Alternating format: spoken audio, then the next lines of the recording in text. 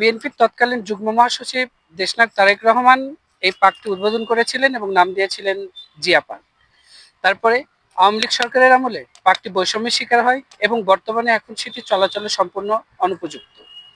বিভিন্ন মাদক সেবীদের আখড়া থেকে শুরু করে এখানে অস্থায়ী ডাস্টবিন তৈরি করা হয়েছে। স্থানীয় অনেক রোগীরা এখানে এসে সকালে এবং বিকেলে তারা পায়ে হাঁটতেন এবং তাদের সুস্থতার জন্য এখানে হাঁটাচলা করতেন। কিন্তু বিগত ফ্যাসিস্ট আওয়ামী লীগ সরকারের আমলে এই পার্কটি সম্পূর্ণই বৈষম্যের শিকারে পরিণত হয়েছিল।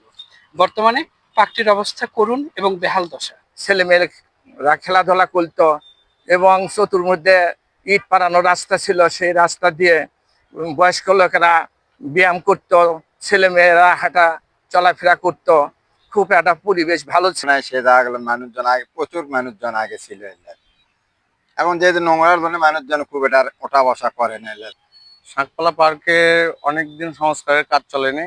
বিগত দিনে সরকার তেমন কোনো কাজ এখানে করেনি বা এখানে পরিত্যক্ত অবস্থায় থাকার কারণে এখানে আগে মানুষ সকাল করে চলাফেরা করতো, যারা ডায়াবেটিসের রোগী তারা চলাফেরা করতো, এখন তারা চলাফেরা করে না। এখানে পৌরসভার থেকেও দেখে না। আশেপাশে ময়লা ফেলা অবস্থা এতটা খারাপ করে ফেলছে পার্কের যে মানুষের চলাফেরায় কষ্টকর হয়ে গেছে। প্রশাসন তেমন একটা দায়িত্ববান অবস্থায় পালন করতেছে না।